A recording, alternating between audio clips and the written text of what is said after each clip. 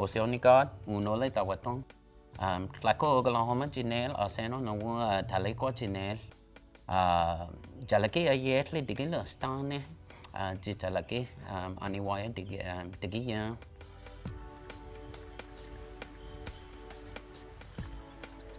I didn't really know what the word gay was because I never heard it as a kid. I didn't really know what that was. I knew what a sissy was, of course, the kids use that word, but I never applied that term to me.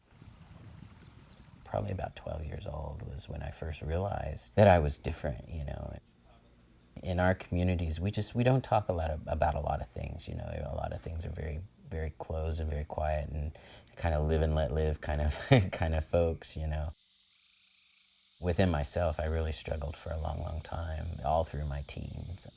It was really hard for me. Growing up, I started to develop antisocial tendencies. I couldn't stand for people to touch me because I was afraid that if somebody got close to me, they would know about me, and I wasn't ready at that time, to really accept that part of who I was. I remember one night I'd been, crying, and I'd been, really trying to understand who I was, and I was praying, and I asked God, because I didn't believe in suicide, but I asked God, I said, if you can't make me like everybody else, then just take me off the world, take me off the earth, because I don't want to be here, And I remember just as soon as I had that thought, all of a sudden I felt very warm, and it felt like somebody just put a blanket around me. And I felt like God spoke to me, and he said, don't worry about it. You're going to be okay. This is all for a reason. This is all for a purpose. As I was living in Tulsa, I got a job a couple of times working in the gay community, specifically in bars.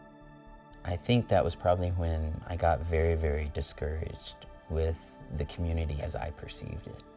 To me, it seemed like it was hurting, like it was wounded, almost like an animal, and trying to heal itself. And the only way that it knew how to heal itself was by self-medicating, with drugs and alcohol and those kinds of things.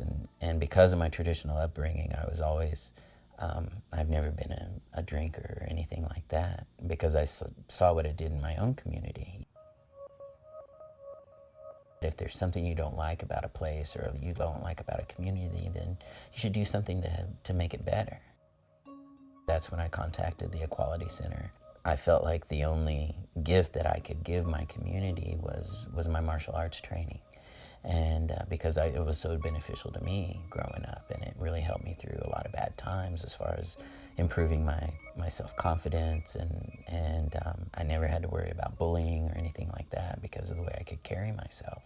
You should challenge yourself, and as you do it more and more, you want to... I would really like to give this to the community and hope that they find value in the same things that I did. Until you're ready. Yeah, I'm feeling it. In our culture, we have this teaching that says we never throw anyone away, that everyone has value. To us, there's not just male and female. There's the other, Nudale.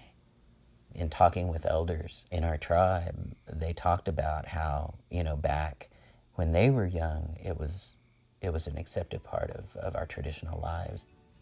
There were certain medicines that two-spirited people or Nudale people carried, and there were certain gifts that they were able to bring out, and that it was actually a blessing. For me, that's a real source of pride. And I'm at the point in my life now where I can celebrate who I am, and I can look at it as a blessing.